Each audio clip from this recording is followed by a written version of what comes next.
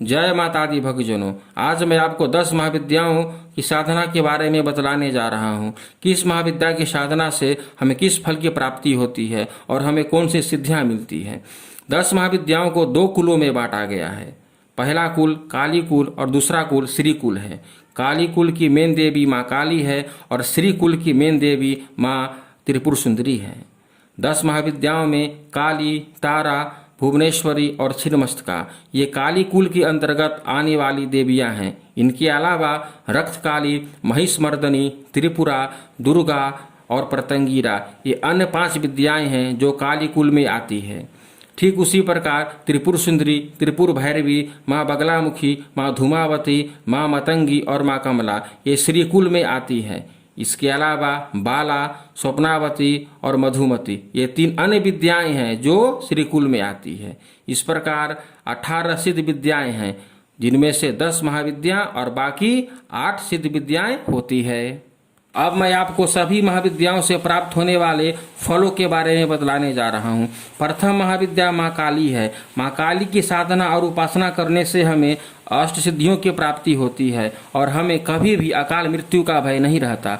जो काली की साधना और उपासना करता है उसका काल भी कुछ नहीं बिगाड़ सकता और वो कभी भी अपने शत्रुओं से पराजित नहीं हो सकता। उस पर किसी भी प्रकार का अभिचारिक कर्म काम नहीं करेगा। जो महाकाली की साधना और उपासना करता है उसके सामने समस्त देवी देवता भी नतमस्तक हो जाते हैं। दूसरी महाविद्या माँ तारा है। माँ तारा की साधना और उपासना करने से व्यक्ति के अंदर उच्च कोटि का ज्ञान प्राप्त होता है और आर्थिक स्थिति से वह व्यक्ति काफी संपन्न होता है। इनकी साधना हमेशा वह मार्ग के द्वारा ही किया जा सकता है। तीसरी महाविद्या माँ षोडशी त्रिपुर सुंदरी है। माँ षोडशी त्रिपुर सुंदरी की साधना करने से हमें धर्म, अर्थ, काम और मोक्ष चारों पुरुषार्थों की प्राप्ति होती है। ये महाविद्या सर्वश्रेष्ठ महाविद्या कही गई है। हमेशा गुरु से इस महाविद्या की दीक्षा लेके ही हमें साधना करनी चाहिए। चौथी महाविद्या माँ भुवनेश्वरी है। धर्म, अर्थ, मोक्ष, धन प्राप्ति, वशीकरण और सम्मोहन आदि कार्यों के लिए हमें माँ भुवनेश्वरी की साधना करनी चाहिए। 5वीं महाविद्या माँ छिन्नमस्तिका है। संतान प्राप्ति एवं दरिद्रता का निवारण के लिए और शत्रुओं का समूह स्तंभन करने के लिए हमें माँ छिन्नमस्तिका की साधना और उपासना करनी चाहिए। 6ठी महाविद्या माँ त्रिपुर भैरवी है। त्रिपुर भैरवी माता की आराधना और उपासना करने से हमें आर्थिक उन्नति होती है, रोग शांत होता है, ऐश्वर्य की प्राप्ति होती है और त्रिलोक की विजय का प्राप्ति होती है। 7वीं महाविद्या माँ धूमावती है। दरिद्रता का शमन करने के लिए, कर्ज से छुटकारा पाने के लिए, उधारी वसूलने के लिए, अनाधिकृत रूप से आपकी जमीन जायदाद पर किसी ने कब्जा कर लिया हो तो उसे पुनः प्राप्त करने के लिए हमें माँ धूमावती की साधना करनी चाहिए। माँ धूमावती की साधना करने वालों को कभी भी शत्रुओं का भय नहीं रहता। वो शत्रुओं के लिए काल के समान है। 8वीं महाविद्या माँ बगलामुखी है।